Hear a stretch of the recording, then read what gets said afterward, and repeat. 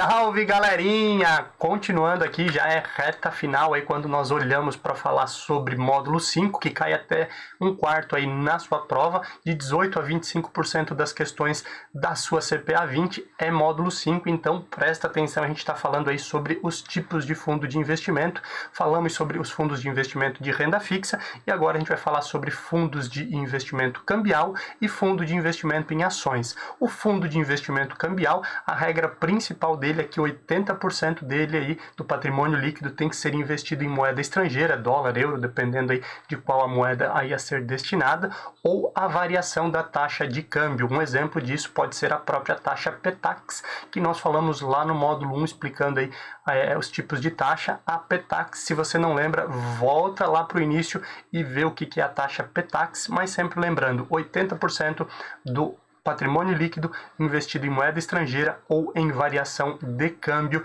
essa é a ideia de fundo cambial. Já olhando para fundo de ações, ele tem algumas regrinhas diferentes dos demais fundos. O mínimo, e aí não vamos mais olhar para máximo, certo? Vamos olhar sempre para o mínimo, ele pode investir até 100% aí do seu patrimônio líquido em ações, mas no mínimo ele tem que investir 67% em ações, e essa é uma das principais regrinhas aí para ajudar você a diferenciar os tipos de fundos de investimento. Ele é o mais diferentão porque 67%, então a concentração mínima é de 67% aí olhando para ações, certo? Ele vai olhar muito aí para longo prazo, para oscilação dessas ações, comprando e vendendo ações mais baratas e mais caras, né? Ele vai olhar também aí para a taxa de performance. Esse fundo de ações ele pode ser passivo e acompanhar somente um indexador, como o Ibovespa, né, um benchmark, ou ele pode ser ativo e aí esse fundo pode cobrar taxa de performance, como também é o caso aí dos fundos cambiais. Nesse caso, nós temos um imposto de renda diferente dos outros fundos, que a gente vai falar lá na frente, e esse é um fundo que não paga IOF, então muito importante aí sempre lembrar desse conceito, que é muito comum cair pegadinhas desse tipo lá na sua prova, tá? E o fundo de ações não paga IOF. Fundo de ações, além de ter um imposto de renda diferente, ele também não paga IOF, e ele sempre vai ter cobrança de imposto lá no momento do resgate. A gente fala sobre isso em um outro momento.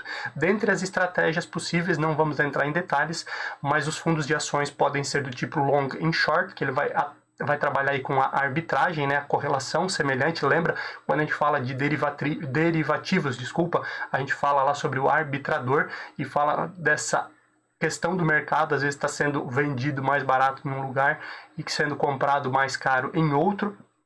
Então, dentro dessa arbitragem, a correlação semelhante ao que nós chamamos aí de long and short pode ser o market timing, que é ter um percentual maior ou menor de algum tipo de ações, né? Por exemplo, eu sei que houve um momento aí de boom de commodities como nós vivemos, então eu posso ter dentro do fundo aí uma estratégia de comprar mais ações de empresas aí que se valorizam com esse boom de commodities e talvez deixar ter um percentual menor de ações de tecnologia, por exemplo. E esse é o chamado market timing.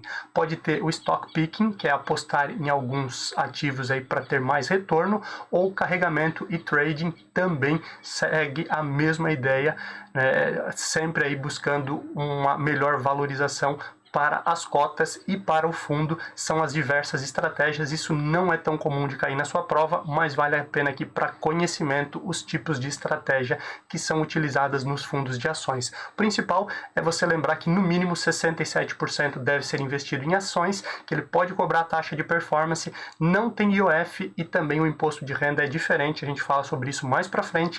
Na próxima aula a gente fala sobre o tipo de fundo mais tranquilo, que é o fundo multimercado.